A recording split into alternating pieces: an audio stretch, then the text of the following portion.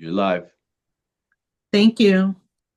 Good evening, everyone. Welcome to the Board of Education Policy Committee meeting. Today is Thursday, October 23rd. The time is now 5 p.m.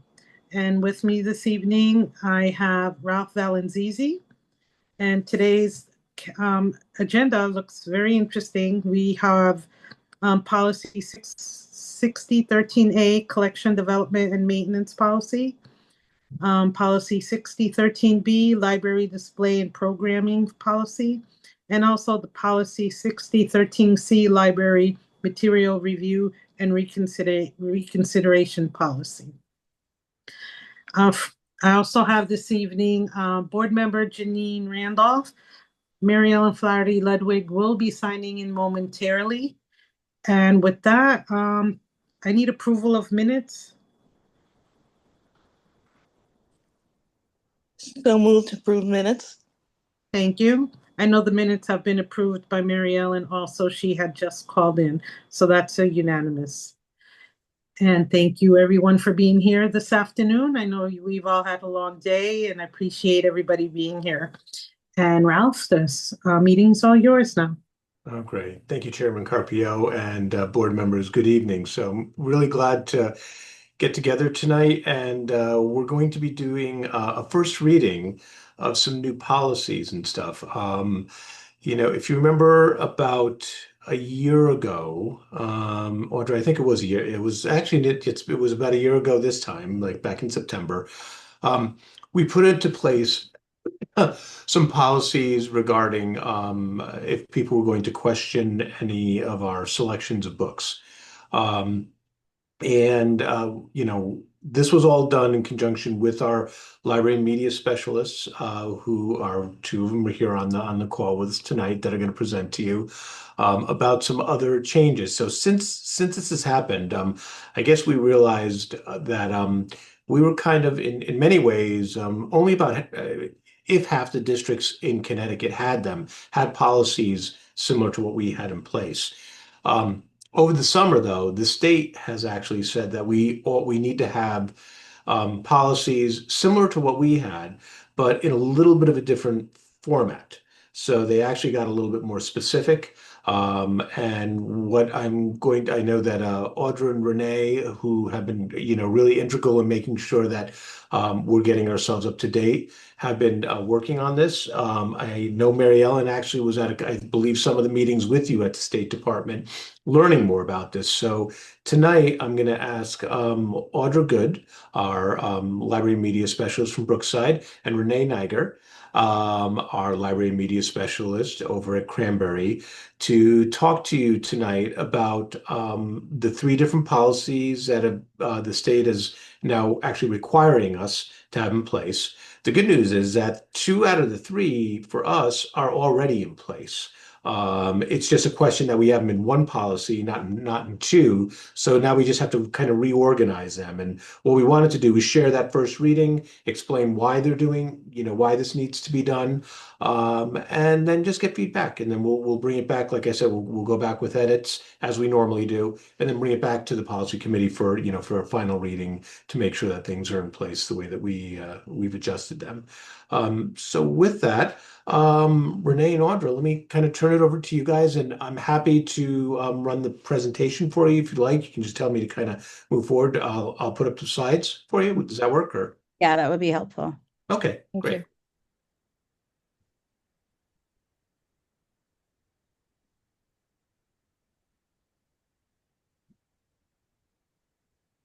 Great. And hang on one second. Let me get to the right.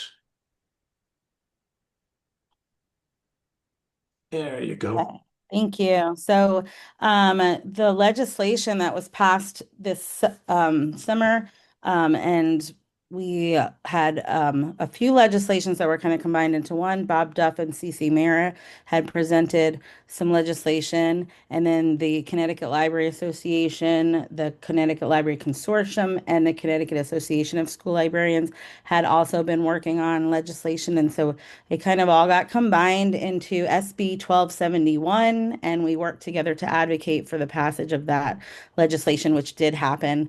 I think it was last spring, summer summer.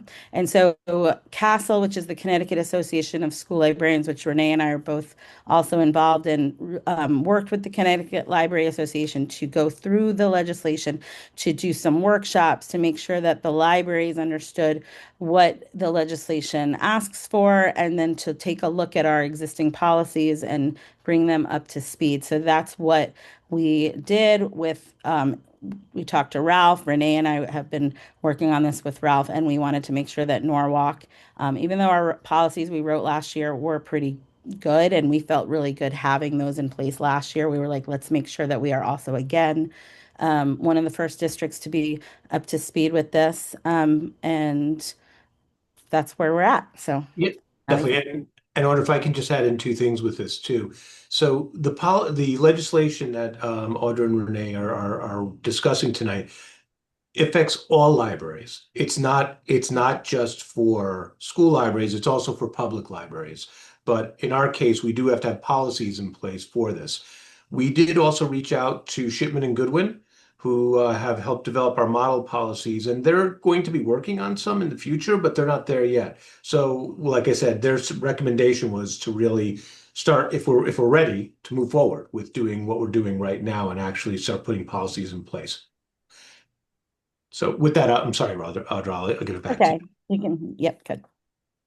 So what the state legislation asks is that every school library has 3 separate policies. So Norwalk had a lot of this in one policy.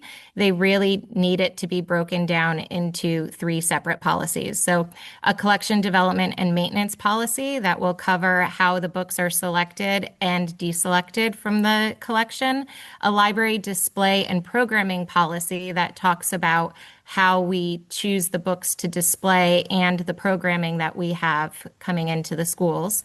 And then the third policy is the library material review and reconsideration policy, which is if somebody who is a member of the district, whether that's someone who is working in the school, whether it's a parent or whether it's a student, they do need to be someone with a vested interest. That's the term that the state uses. And they can be the people who can bring forth a challenge if they disagree with something in a library. And what the policy does as well is it very clearly kind of outlines what process needs to happen and who needs to be a part of that process. And we'll get to that a little bit later when we go over those slides. What they also absolutely ask is that the policies are reviewed every 5 years by the board just to make sure they're still current. That they provide legal immunity to school librarians and to anyone who works in the school library. And of course, the state also says that everything we do is in accordance with the protections against discrimination that's already set forth in the state law. The legislator vocabulary, which we wanted to make sure was included in our policies, he chose a few examples to share with you here. Library and other educational materials are not curricular items. These are items in the library. School library member is any library worker, certified or non-certified. Individual with vested interest is a school staff member, parents, guardians of a currently enrolled student or a student currently enrolled. And then remove is deliberate removal, not weeding. So we referred to weeding in the policy as deselection. Remove is if there's a challenge to remove an item.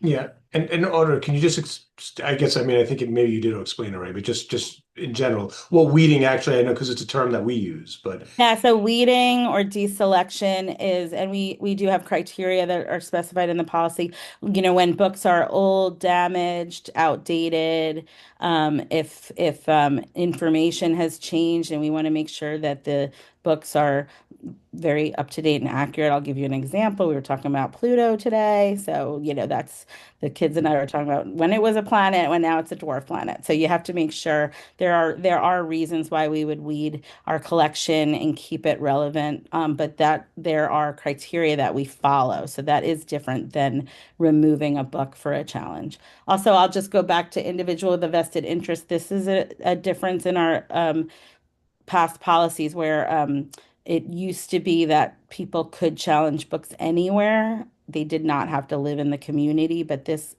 protection makes it specific to our community, which the state legislation really, that was a big piece of that. In the collection and development and maintenance policy, what the state asks is that every policy that's written, what's required is the collection reflects wide and diverse viewpoints. The collection contains materials that are age appropriate and grade level appropriate. So we state that in the policy.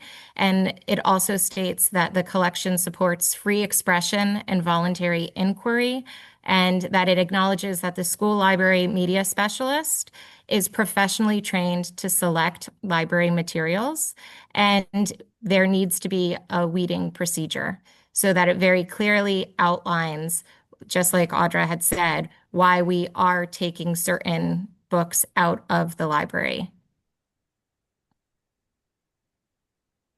And this is actually brand new. So the display and program policy, because this law does work for it, it's actually an expectation of public libraries and school libraries. This is a policy that is kind of new to our school library, but definitely was something that was a big piece of the public library piece. And so we will both have display and program policies now. And so the requirements for this, for us, it's a completely new policy, but how a library decides what books, authors, etc., to display or promote, supports diverse viewpoints and is age appropriate, supports free expression and voluntary inquiry, acknowledge that the school librarian is professionally trained to just create displays and programs.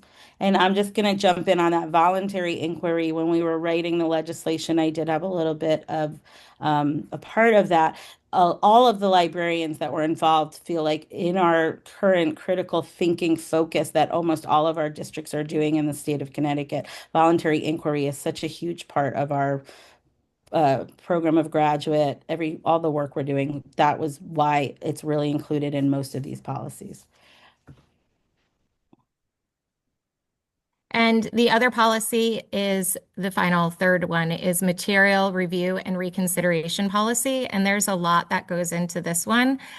It's required that there is a process that's established for a challenge. So if somebody does want to challenge a book, it very clearly states what has to happen from that person.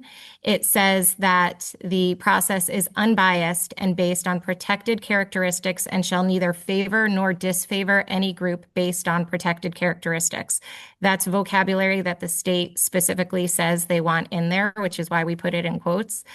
They also ask that we use the term individual with a vested interest when referring to challengers, as defined earlier in the state legislature vocabulary. You saw that an individual with a vested interest is a parent or guardian, a student, or school staff, but it has to be part of that school, that district. Reconsideration form to submit to the principal. So from the principal, it would go to the superintendent. But first, that form is filled out. It needs to have the complainant's full legal name, address, and phone number, and specify why the individual objects to the material. And it needs to be in a written out form. So they have to clearly state all of the reasons why in writing that they do not feel that this book is appropriate for the school. And then the principal takes a copy of that form and sends it out to the superintendent. And also, the book during the challenge process must remain on the shelf and in the catalog while it's being reviewed. The review committee has 60 school days to make a decision and then provide a report to the challenger and to the principal. The decision can be appealed, but it can be appealed to the Board of Ed, but the Board of Ed is only reviewing it to make sure that the policy was followed. It's not to re-review the book. So once a decision is made by the committee that the book is appropriate and will stay in the school, that is good for 3 years, and it will not be reviewed again for those 3 years at any school in the district. So that is why they also just want to make sure that that's very clearly outlined and that the individual who is challenging understands that they cannot bring the book back because they didn't like a decision. They can bring it back if they feel that the process wasn't followed, but once a decision is made, it's the final decision for 3 years. And the committee, this is the committee suggested by the new legislation, which it was basically we had most of this in place with a few additions. So the superintendent or designee, our policy, I think specifically states someone like Ralph, but we would have that in our policy. The principal of the school, the director of the curriculum, Board of Education representative, a grade level teacher, a parent guardian of a student age of 14 and older, and a parent guardian of a student age of 13 or younger.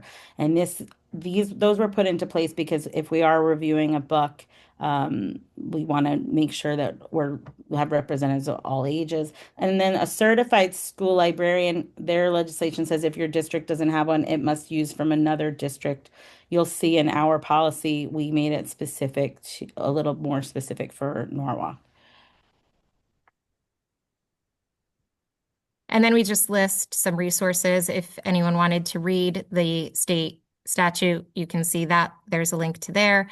There's a policy checklist, which Audra and I had gone through after, reviewing the policies to make sure that everything that's required is in there. And there is a freedom to read toolkit that has been put out by CASEL, the Connecticut Association of School Librarians. And then there's a link to the draft of the revised policy that's specifically for our district. Great. Well, thank you guys. Before we go on to actually take a look at the policies and some of the changes, I'd like to open it up to the board to just, if you have any immediate questions before we actually dig into the policy itself.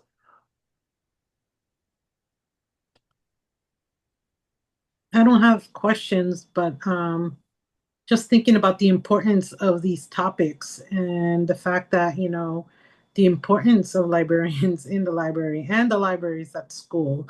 There's a lot of work, a lot of discussion, a lot of material to constantly be reviewing.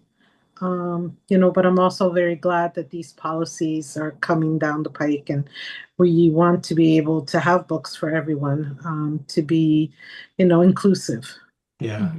I mean, if I could say something real quick, I know that, in a testament to, from the day that Dr. Stray came into the district, we only had at that time, I believe it was 2, potentially 3 certified library media specialists. And she even saw that, how important it was for them as being the hub of many of these schools, that we needed to have certified library media specialists in all of our buildings. And so we've built it out to the point where we do have very, rock solid staff now. And you can see from our LMSs, that a couple of them that are joining us tonight, how involved they are with this process. They're also one of the key elements for us moving forward with things like AI in our Portrait of a Graduate. All of that goes back to really that hub of them helping to be able to develop those resources and give the skill sets that are needed for our teachers and our students to be able to be successful. So yeah, kudos to you guys. I mean, it's like this has been a lot of work that you've done over the last couple of years. I would like to comment. Can you hear me? Yes. Sort of piggybacking on what you just said, Ralph, that we're in an unusual situation where those that just presented not only are informing us of what the state is asking for, but they, in fact, were instrumental in the state coming to this particular policy. And I just want to state publicly that that level of educational leadership from our media specialists, librarians, certified librarians, is just something to commend.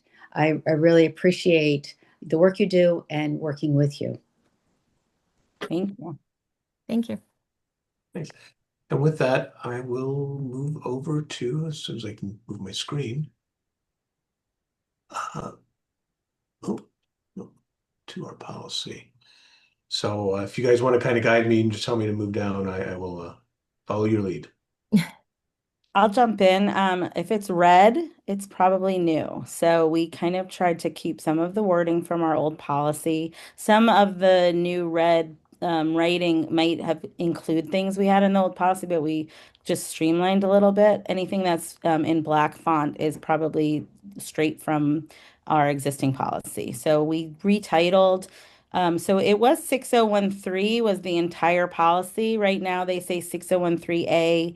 B, and C, but that might have to be changed. I think we're going to have three completely separate policies.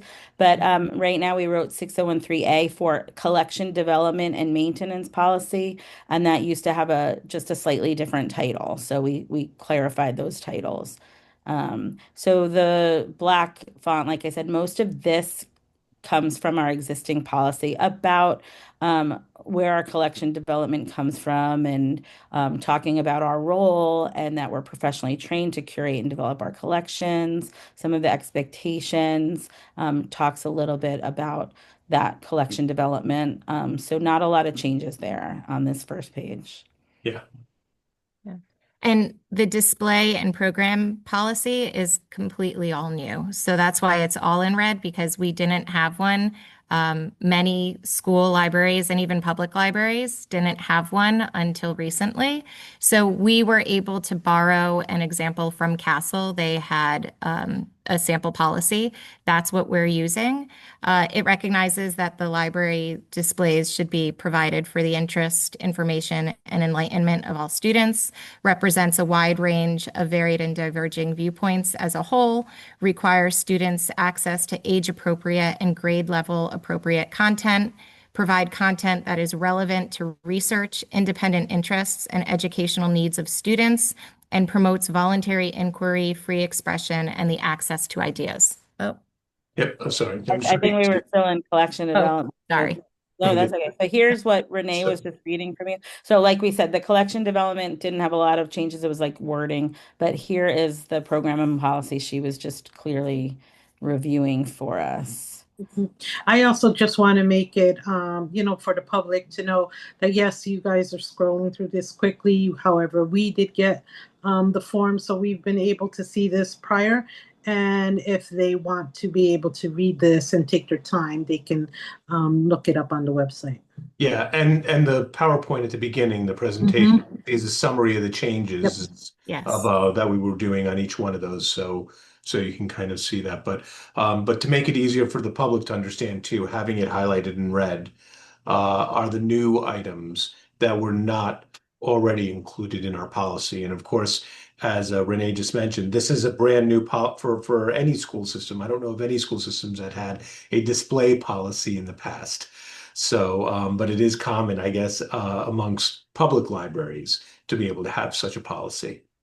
Also, it did come into play in a need for certain districts that were having challenges, not just to specific books, but we were seeing challenges to author visits. And so it was like a new problem. And now let's make sure we're ready to handle what we need to handle. So that policy. Audra, can you Yeah. explain what challenges you had regarding? It was not here in Norwalk. Another city in Connecticut did have a challenge to an author that was brought in to a school. So that this policy will handle author visits, displays, programming. And so I think it was just an awareness that that's a need to make sure that school districts also have programming and display policies. And the display policy really helps also to make sure that everyone and the policies are inclusive and everyone can see themselves in a book, especially when we have heritage months and we can put those books out for display. Sometimes when things are brought out, that's when people decide that they would, they oppose whatever that book is about. So that's why it's really important to have a display policy to say that it supports the diversity that we've already agreed to as a district and also as a state. Are there questions on the first two policies, or should we go ahead to the third? Okay. So the library material review and reconsideration policy.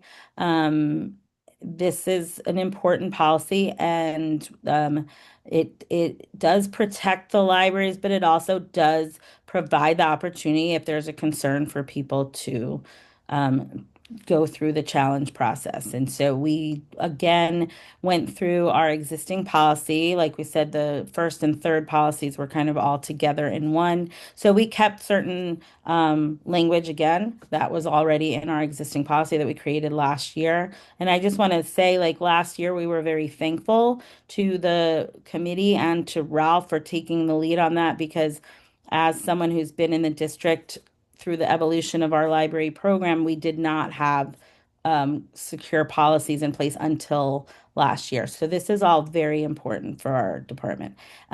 So we added this protection of for the civil or criminal liability. Connecticut is really just being protective by putting it in there. We are not a state that has seen this happen, but we have seen other states and other librarians nationwide being held accountable criminally. And so that was important to include in our policies just And for that.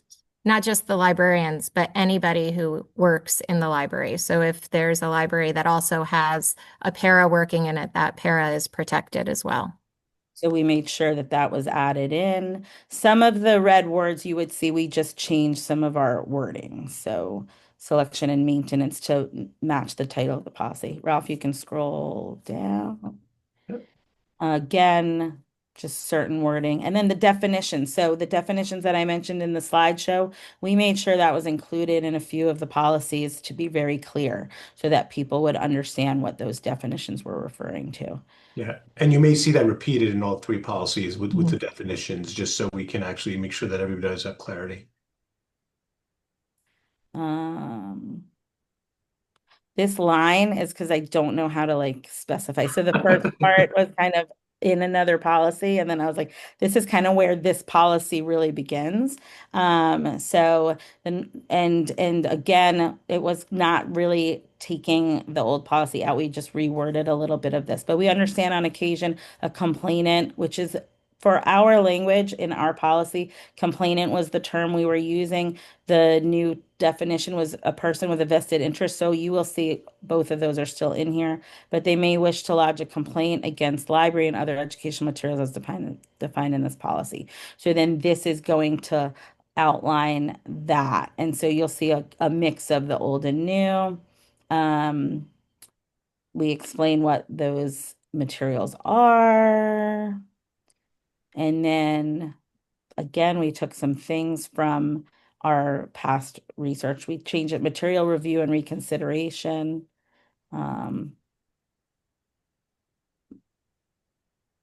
Okay, so a couple of things that we added in. We talked to you guys already about the fact that until a decision is made, the materials must remain in the media center. So that is there. A school district may consolidate any requests for review. I think that was actually from our existing policy. Yeah, it was, yeah, So that's red, but we might just reword it. Review But committee. it's also in the checklist. So Okay, the state is requiring that as well. So the review committee, it's pretty much taken from both our old policy and what the state is specifying. But we can always add specific to our district. So you might see I put in Norwalk Public Schools in a few places. And then if you scroll down to where it mentions the library media specialist, we decided to put some of the guidelines we would like to see in Norwalk. A certified school library media specialist employed by the board in the following preference order. First, ideally, the LMS employed at the school with the specific work in question. Then, if that's not available, an LMS employed by another NPS district school, so someone still in our department. And then if there is not a certified LMS in the district, they can use someone employed by another Board of Education in the state, which is what the state required. So for us, with a robust department like we do have right now, which is great, hopefully we would have representation from within the district. And then is this a repetitive, the student, Renee? Because do we have students listed already? We'll I have to don't take think a look at so. No, no, I think, yeah. Okay, and then they'll read the challenge material in its entirety and evaluate it against our collection, development, and maintenance policy. So the purpose of the committee is to review our other policy and say, yes, the choosing of this book was selected in accordance with that policy. And then this is all just the details of how they should submit the form once a decision has been made.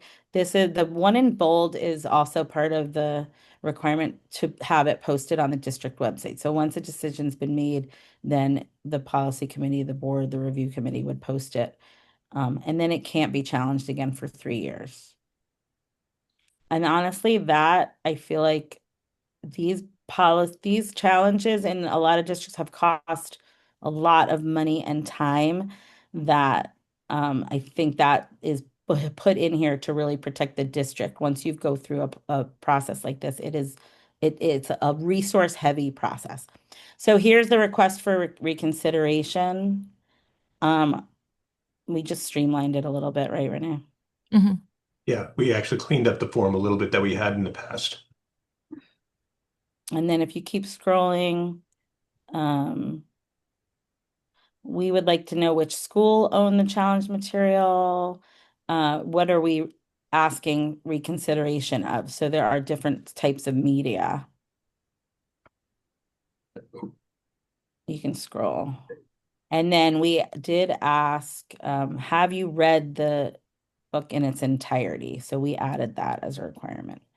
And then displays and programs were added. And that's really it. It's a very basic form, but to set the process in motion.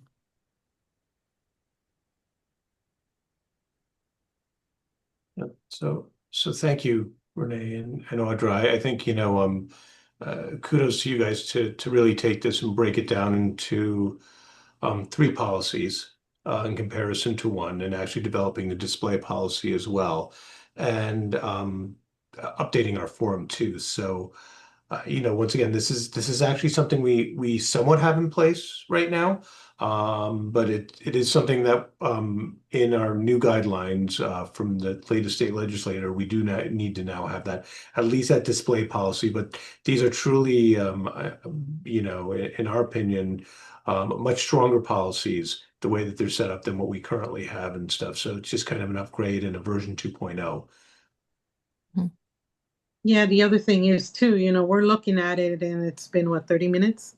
And it looks like real quick, but all the work and the hard lifting that you have done for days, months, as long as it's not an easy job to look at all of this and make sure you bring in everything that the state wants and making sure that no one's left out.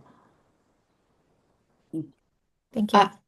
I have a question on comparing what you've done with what, for example, our the head of the library system in Norwalk. Would they have do they also have to have 3 sections? And could they cut and paste a lot of what you have done to So theirs? I am actually the president of the library board of trustees in my town, which is Oh, Easton. okay, So, so perfect person. so I did just do this before doing it for the school, and we did revise the policies, and we had to include certain verbiage that the state recommended or required. We did create the display and programming policy because there wasn't one at our library. And what we found too was for the state takes it a little bit further for the public library. We not only have to send it to the state library to make sure that they approve of what is in the different policies, but then we bring it to our board for the library and they have to sign it off. And then we have to send it back to the state library to show that we went through the process and that everyone has agreed to the policies in order for the library to get any funding from the state library. So if a public library needs to get some kind of funding, they absolutely must have these policies in place. If they do not have the policies, they cannot get the funding. So they have a good reason to want to make sure that they have it all done and approved. And theirs has to be into the state library, I think, by the end of November. Well, And just, quick summary, could you point any differences between what a child or a parent might experience going to the public library compared to going to a school library? I think the biggest difference with these policies is that in our policy, we clearly state that if a parent feels that their child shouldn't have access to certain materials, that parent can make that decision for their child. They just can't make it for somebody else's child. Understood. The understanding in a public library is you are going to the library with your child. So you can tell your child, no, don't take that, but you can't tell a librarian to remove it because it might be offensive to somebody else. So in one case, in the public library, the parent and child are there together. In the school library, because the parent isn't here, we are fulfilling what the parent wants on behalf of their child, but only their child. Okay, that's a clear. That's a good example of what would have to be different. Right. And we actually, so we have a one of our district-wide PD days for our librarians is going to be on November 5th.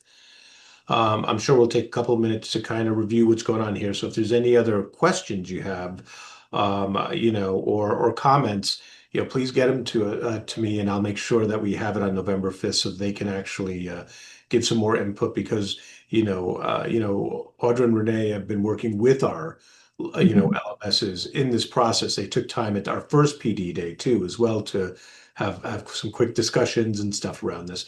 But I do think though that we can also ask, we can ask, or we will definitely touch base if she's available on that day, Sherelle, if she wanted to come by as well, so we can make sure that we kind of actually have everybody in the same loop, and she's aware that now that we've had the meeting with the policy committee and stuff, and if they have any additional feedback that they'd like to add in too, that could help, that could assist.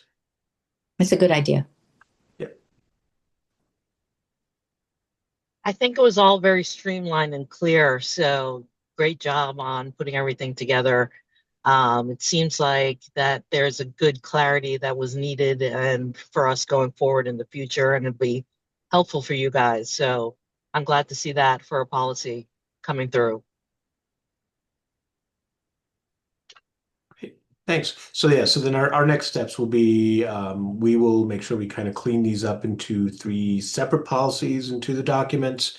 And then when we come back, Chairman Carpio, the goal would be to bring these policies in place, but then similar to what we had to do with the climate one this summer, that we're going to have to remove. We're going to have a vote to remove the other policy as well too. So, correct. yes. Well, this was great information. And again, thank you for the hard lift, everyone. It's very important that we keep these books out and that children have access to read. With that, I would like a motion to adjourn. Motion to adjourn. Thank you, Mary Ellen. And good night, everyone. Have a good evening. Thank Good you. night. Thank Thank you. Thank you. Thanks.